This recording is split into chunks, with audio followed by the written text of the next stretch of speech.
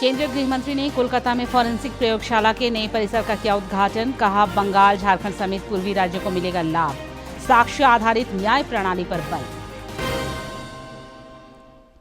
रक्षा राज्य मंत्री ने रांची में एक पेड़ मां के नाम अभियान के तहत किया पौधरोपण। गोड्डा में ग्रामीण विकास मंत्री बोली, सफाई कर्मियों को दिलाया जाएगा हक। पलामू में कांग्रेस की संविधान बचाओ रैली, प्रदेश अध्यक्ष समेत अन्य नेता हुए शामिल। भाजपा ने महिला सुरक्षा के मुद्दे पर राज्य सरकार को बताया फेल। मूलभूत सुविधाओं के विषय पर भी घेरा। प्रसिद्ध हॉकी कोच प्रतिमा बर्वा का असामयिक निधन। मुख्यमंत्री हेमंत सोरेन समेत कई राजनेताओं ने जताया दुख, बताया अपूरणीय क्षति।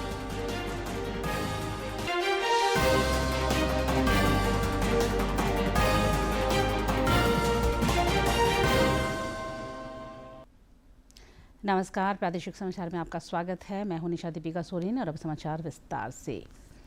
केंद्रीय गृह मंत्री अमित शाह ने आज पश्चिम बंगाल दौरे के क्रम में विभिन्न कार्यक्रमों में हिस्सा लिया। उन्होंने कोलकाता में फॉरेंसिक विज्ञान प्रयोगशाला के नए परिसर का उद्घाटन किया। इस दौरान उन्होंने भरोसा जताया कि इस प्रयोगशाला से पश्चिम बंगाल और झारखंड समेत पूर्वी तथा पूर्वोत्तर राज्यों को पुलिस अनुसंधान कार्यों में काफी लाभ मिलेगा। उन्होंने तर्क की बजाय साक्ष्य आधारित न्याय प्रणाली पर बल दिया। विशेष योगदान मिलेगा। इस एफएसएल के सीएफएसएल के माध्यम से पश्चिम बंगाल, झारखंड, बिहार, ओडिशा, असम, सिक्किम और उत्तर पूर्व के सभी राज्यों को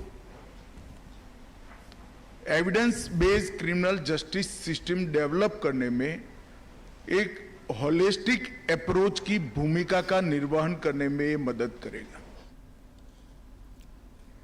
केंद्रीय गृह मंत्री अमित शाह ने अपराधियों की धरपकड़ में फॉरेंसिक विज्ञान की महत्वपूर्ण भूमिका बताते हुए कहा कि इसकी जागरूकता को लेकर अगले साल जनवरी से विशेष देशव्यापी अभियान शुरू किया जाएगा।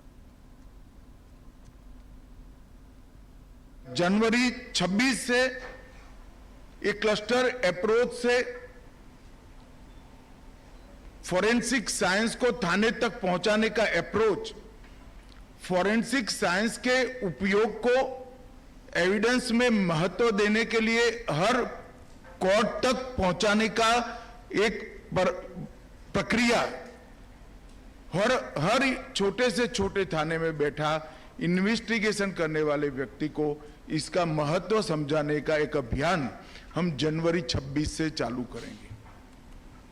और इसके माध्यम से समग्र देश की क्रिमिनल जस्टिस सिस्टम को हम तर्क की जगह एविडेंस बेस्ड बनाएंगे, जिससे संदेह की कोई गुंजाइश नहीं रहेगी। रक्षा राज्य मंत्री संजय सेठ ने पर्यावरण संरक्षण पर जोर दिया है।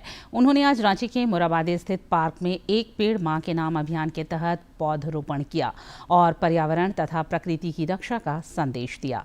मौके पर ऑपरेशन सिंदूर की सफलता पर लोगों ने भारतीय सैन्य शक्ति को सराहा। श्री सेठ ने कराटे प्रतियोगिता के प्रतिभागियों को पुरस्कृत किया और उनका हौसला भी बढ़ाया। उन्होंने कहा कि खेल और खिलाड़ियों को प्रोत्साहित करने और उन्हें सुविधा उपलब्ध कराने के लिए केंद्र सरकार लगातार कदम उठा रही है।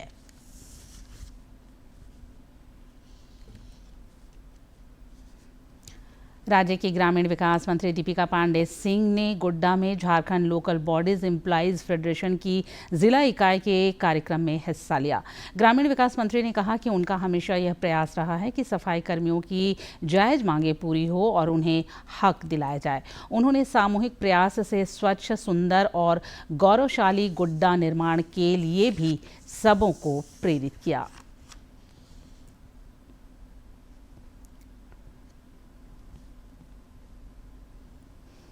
पलामू में कांग्रेस द्वारा आज संविधान बचाओ रैली निकाली गई, जिसमें प्रदेश अध्यक्ष केशव महतो कमलेश, मंत्री राधाकृष्ण किशोर समेत अन्य नेता शामिल हुए। इस दौरान नेताओं ने शिवाजी मैदान में राष्ट्रपिता महात्मा गांधी की प्रतिमा पर भी माल्यार्पण किया। बाद में स्थानीय टाउन हॉल में संगोष्ठी भी आयोजित हुई।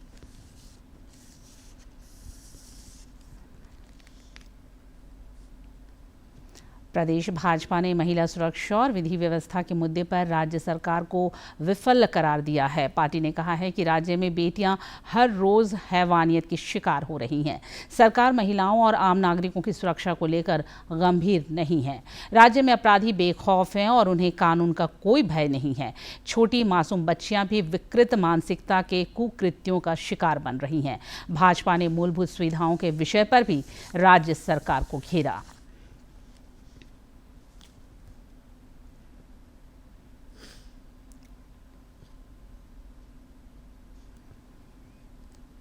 झारखंड मुक्ति मोर्चा के केंद्रीय महासचिव सुप्रियो भट्टाचार्य ने आज रांची में प्रेस वार्ता आयोजित कर भाजपा पर निशाना साधा। उन्होंने कहा कि जल, जंगल और जमीन के मुद्दे पर झामुमो ने लंबा संघर्ष किया है। ऐसे में भाजपा प्रदेश अध्यक्ष सरकार पर अनर्गल आरोप लगा रहे हैं।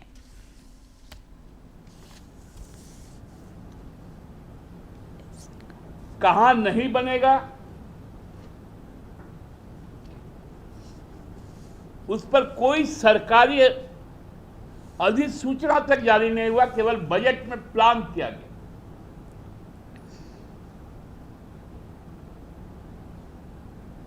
ये लगे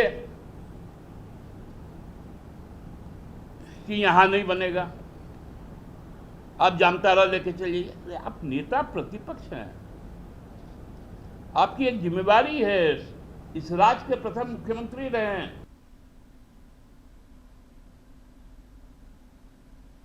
पूर्व मुख्यमंत्री सह भाजपा नेता चंपाई सोरेन ने संताली भाषा एवं ओलचुकी लिपि से संबंधित वेबसाइट का लोकार्पण किया। संताली भाषा के लिए काम कर रही संस्था एसिका ने इस वेबसाइट को विकसित किया है। इस वेबसाइट से आने वाले समय में न केवल शैक्षणिक संस्थानों से जोड़ा जाएगा, बल्कि उन्हें संताली भाषा और ओलचिकी लिपि में मानक पाठ्य सामग्री भी उपलब्ध कराई जाएगी। इस मौके पर सिद्धो कानू के वंशज मंडल मुर्मू समेत कई गणमान्य लोग मौजूद थे। सबों ने संस्था के पहल की सराहना की। आतंकवाद के मुद्दे पर भारत पाकिस्तान की चौतरफा घेराबंदी कर रहा है। भारत का सर्वदलीय प्रतिनिधिमंडल विदेशों में आतंक परस्त पाकिस्तान की पोल खोल रहा है। 7 भारतीय दल विभिन्न देशों के दौरे पर हैं। रविशंकर प्रसाद के नेतृत्व वाला दल ग्रेट ब्रिटेन पहुंच चुका है। शशि थरूर की अगुवाई वाला दल ब्राजील के दौरे पर है। बैजयंत पांडा के नेतृत्व में एक प्रतिनिधिमंडल अल्जीरिया, जबकि कनिमोझी की अगुवाई में सर्वदलीय प्रतिनिधिमंडल स्पेन में पाकिस्तान के आतंक के चेहरे को बेनकाब करने में जुटा है। संजय कुमार झा के नेतृत्व में एक दल मलेशिया में पाकिस्तान के खिलाफ कूटनीतिक प्रहार के लिए मौजूद है।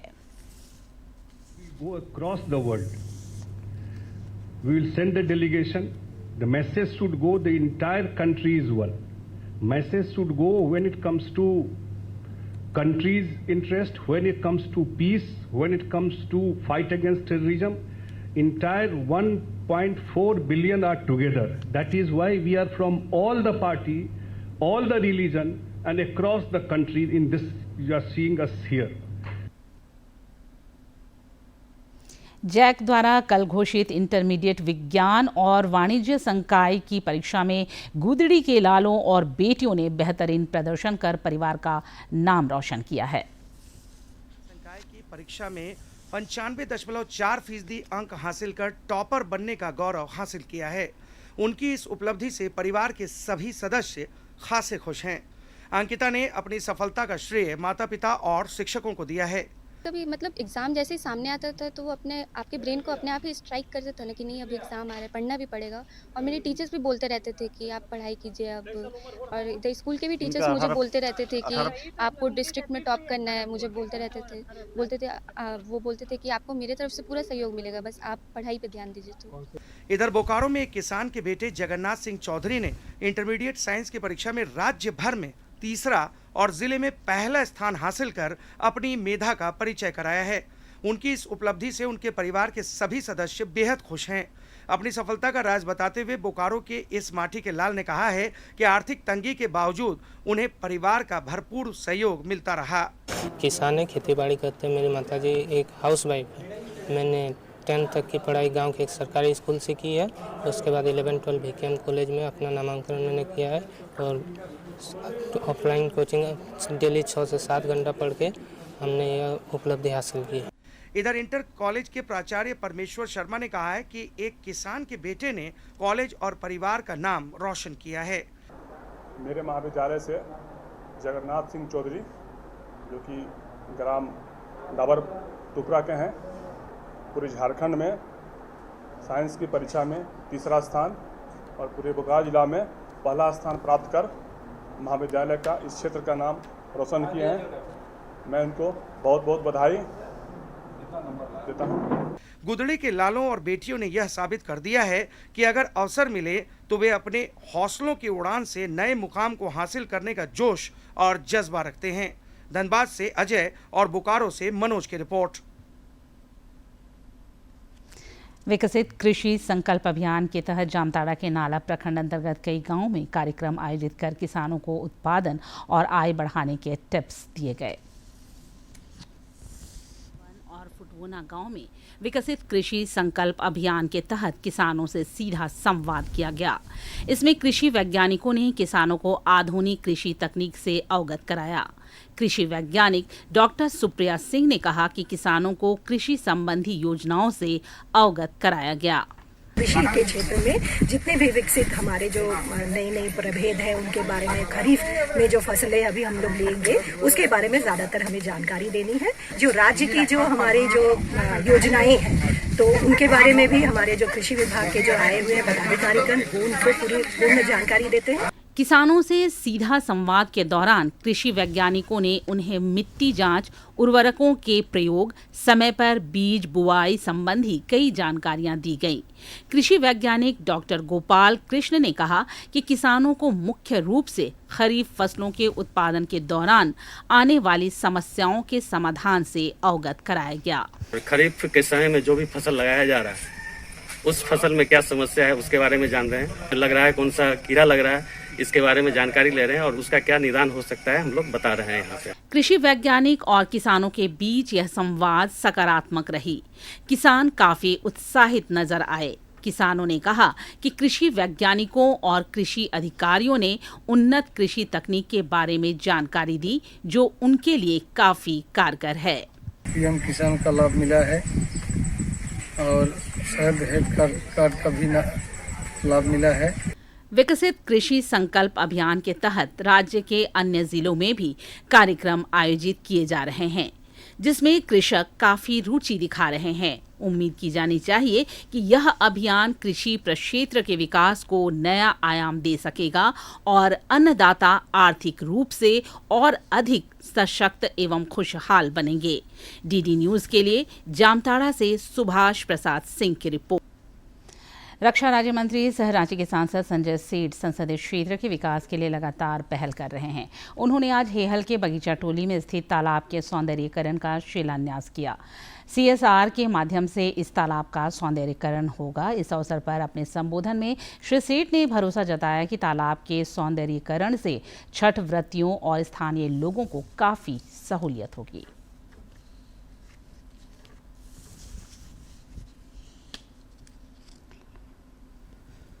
गुड्डा के ललमटिया थाना क्षेत्र अंतर्गत भिरंडा गांव के समीप ECL कोल माइंस में पिछले दिनों हुई गोलीबारी मामले का पुलिस ने खुलासा करते हुए 2 अपराधियों को गिरफ्तार किया है। इन अपराधियों की निशानदेही पर 2 देशी कट्टा और कारतूस बरामद किए गए हैं। अनुसंधान के द्वारा अभी फिलहाल 2 लोगों को गिरफ्तार किया गया है जिसमें पटवारी सोरेन और अजीत हेमरम।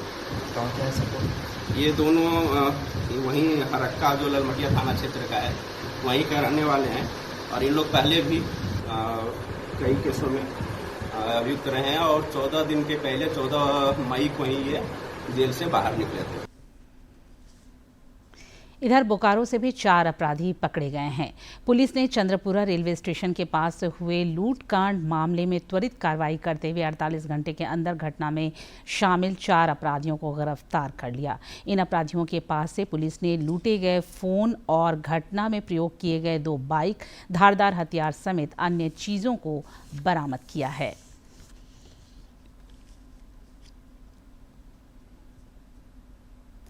अंतर्राष्ट्रीय योग दिवस में अब काफ़ी कम दिन शेष है। गिरिडीह में भी योग दिवस के मद्देनज़र लोग खासे उत्सुक दिख रहे हैं।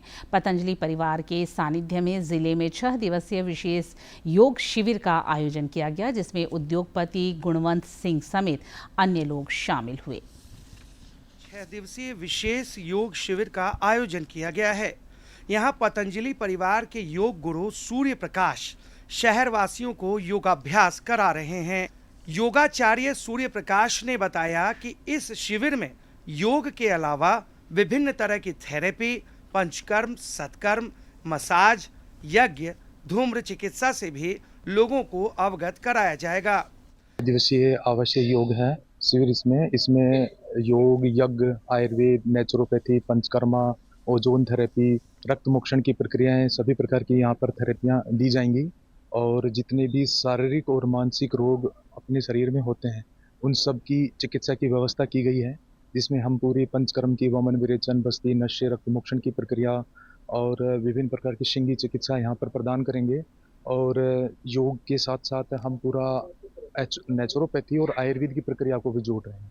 पतंजलि के माध्यम से गिरिडीह के लोगों को योग, आयुर्वेद और स्वदेशी सेवाएं मुहैया कराई जा रही हैं।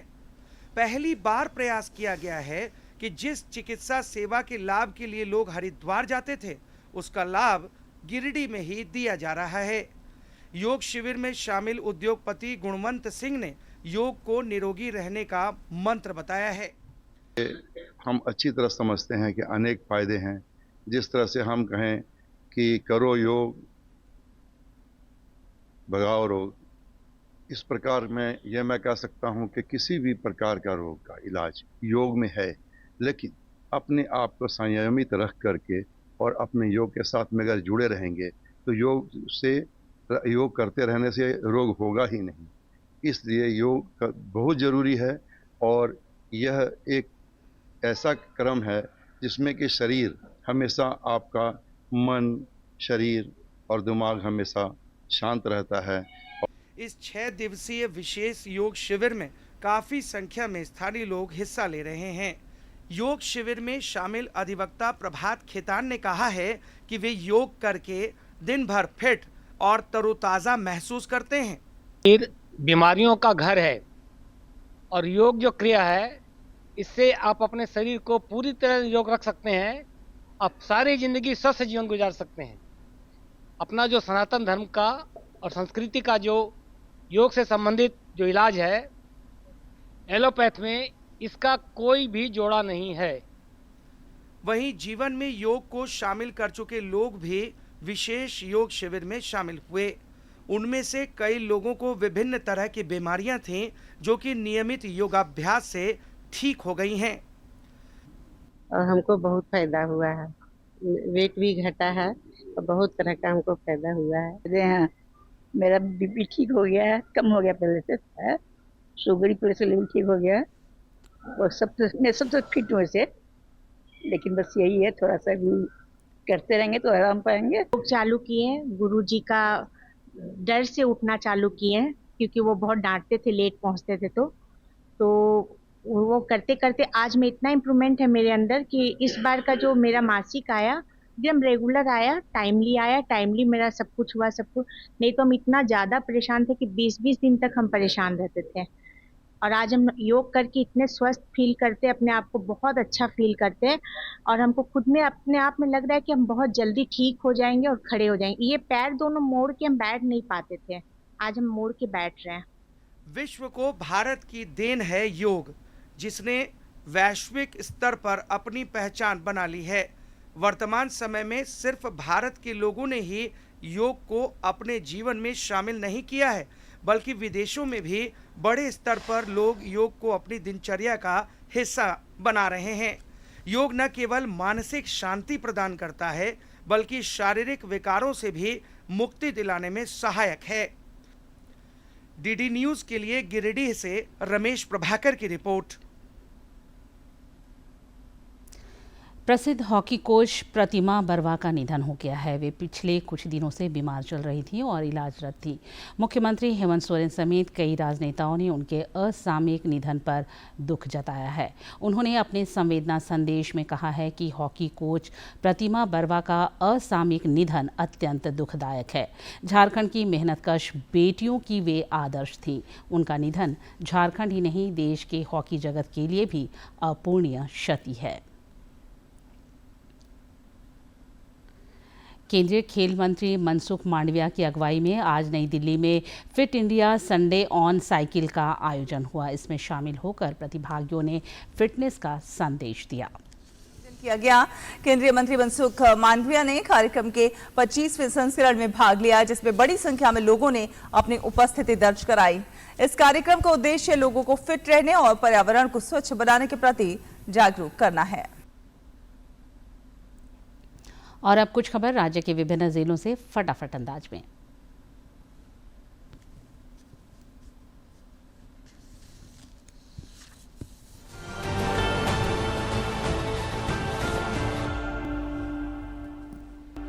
रक्षा राज्य मंत्री संजय सेठ ने रांची के हेहल पावा टोली में सांसद निधि से बने पीसीसी पद का आज लोकार्पण किया। इस अवसर पर बड़ी संख्या में स्थानीय लोग मौजूद थे। रक्षा राज्य मंत्री संजय सेठ ने आज सुबह रांची आवास पर लोगों से मुलाकात और संवाद किया। इस दौरान वे जन समस्याओं से अवगत हुए तथा उनके समाधान के लिए पहल का भरोसा दिलाया। चतरा सांसद कालीचरण सिंह ने आज सदर प्रखंड क्षेत्र के पुरनिया तालाब में सीढ़ी निर्माण कार्य का शिलान्यास किया। सांसद निधि से करीब 6 लाख की लागत से सीढ़ी निर्माण किया गया। सिमडेगा उपायुक्त ने जैक 10वीं बोर्ड की परीक्षा में उत्कृष्ट प्रदर्शन करने वाले जिले के टॉप 10 विद्यार्थियों को अपने आवास में सम्मानित किया और उज्जवल भविष्य की शुभकामनाएं दी। रांची में पुलिस ने गुप्त सूचना पर नामकुम थाना क्षेत्र में एक मालवाहक वाहन से 10 गोवंशीय पशु को बरामद किया है।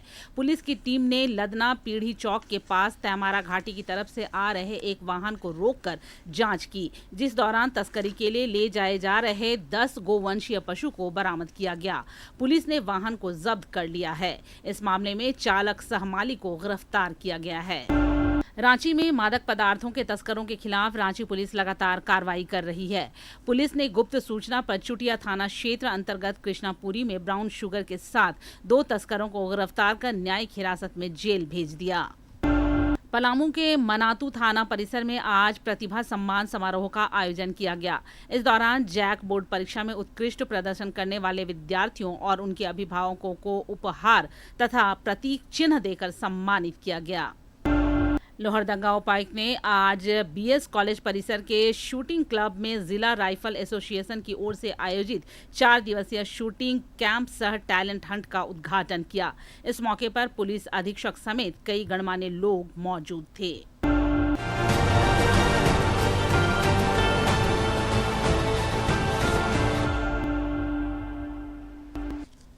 जानते हैं मौसम का हाल। राज्य में 5 जून तक हल्की बारिश के आसार हैं। कल और 3 जून को राज्य के विभिन्न इलाकों में बारिश की संभावना है।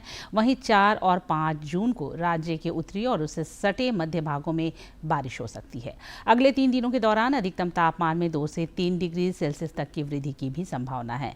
आगामी 6 जून से मौसम के शुष्क बने रहने का पूर्वानुमान है। इधर पिछले 24 घंटे के दौरान राज्य के कई क्षेत्रों में हल्के से मध्यम दर्जे की बारिश दर्ज की गई। फिलहाल अधिकतर जिलों में अधिकतम तापमान सामान्य से नीचे चल रहा है। आज के दिन के ऐतिहासिक और महत्वपूर्ण घटनाओं पर डालते हैं एक नजर।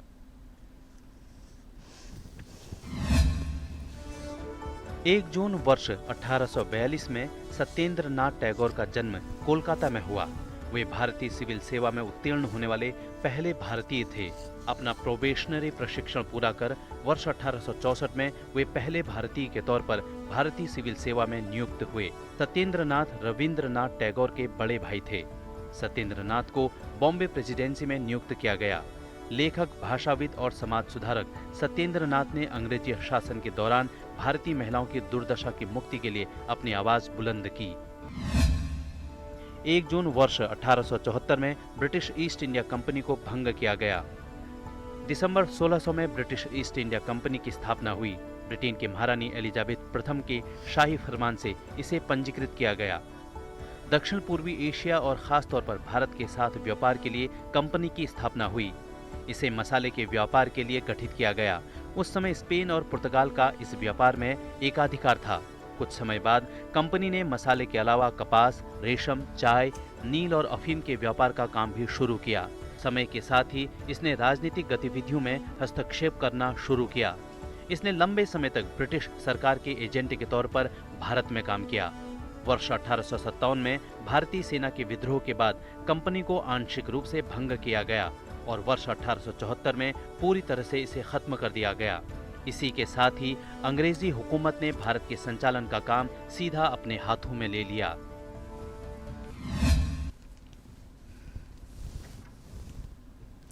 झारखंड समेत देश भर में आयुष्मान भारत योजना से करोड़ों लोग लाभान्वित हो रहे हैं। इलाज से वंचित न रहे, इसके लिए प्रधानमंत्री नरेंद्र मोदी ने 23 सितंबर 2018 को दुनिया की सबसे बड़ी स्वास्थ्य बीमा योजना प्रधानमंत्री जन आरोग्य योजना की शुरुआत की। इसके तहत 55 करोड़ से ज्यादा गरीब लोगों को हर साल 5 लाख तक का मुफ्त इलाज देने का प्रावधान है। अक्टूबर 2024 में योजना का विस्तार करके देश के हर एक परिवार के 70 वर्ष और उससे अधिक आयु के सभी वरिष्ठ नागरिकों को शामिल किया गया। उनके लिए आयुष्मान वय वंदना कार्ड जारी किया जा रहा है। इससे देश के 6 करोड़ बुजुर्गों को लाभ मिलेगा। आयुष्मान भारत के दायरे में ट्रांसजेंडर और गिग वर्कर्स को भी शामिल किया गया है।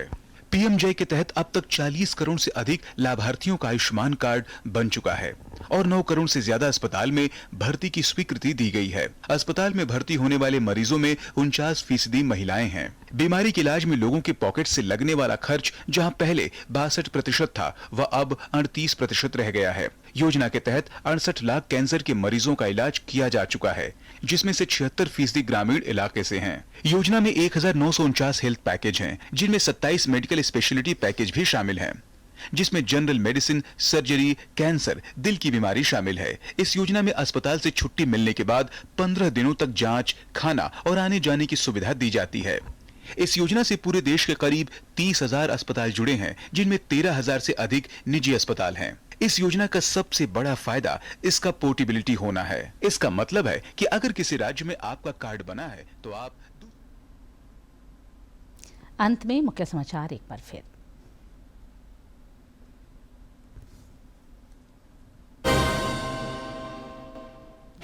केंद्रीय गृह मंत्री ने कोलकाता में फॉरेंसिक प्रयोगशाला के नए परिसर का किया उद्घाटन। कहा, बंगाल, झारखंड समेत पूर्वी राज्यों को मिलेगा लाभ। साक्ष्य आधारित न्याय प्रणाली पर बल। रक्षा राज्य मंत्री ने रांची में एक पेड़ मां के नाम अभियान के तहत किया पौधरोपण। गोड्डा में ग्रामीण विकास मंत्री बोली, सफाई कर्मियों को दिलाया जाएगा हक। पलामू में कांग्रेस की संविधान बचाओ रैली, प्रदेश अध्यक्ष समेत अन्य नेता हुए शामिल। भाजपा ने महिला सुरक्षा के मुद्दे पर राज्य सरकार को बताया फेल। मूलभूत सुविधाओं के विषय पर भी घेरा। प्रसिद्ध हॉकी कोच प्रतिमा बर्वा का असामयिक निधन। मुख्यमंत्री हेमंत सोरेन समेत कई राजनेताओं ने जताया दुख, बताया अपूर्णीय क्षति।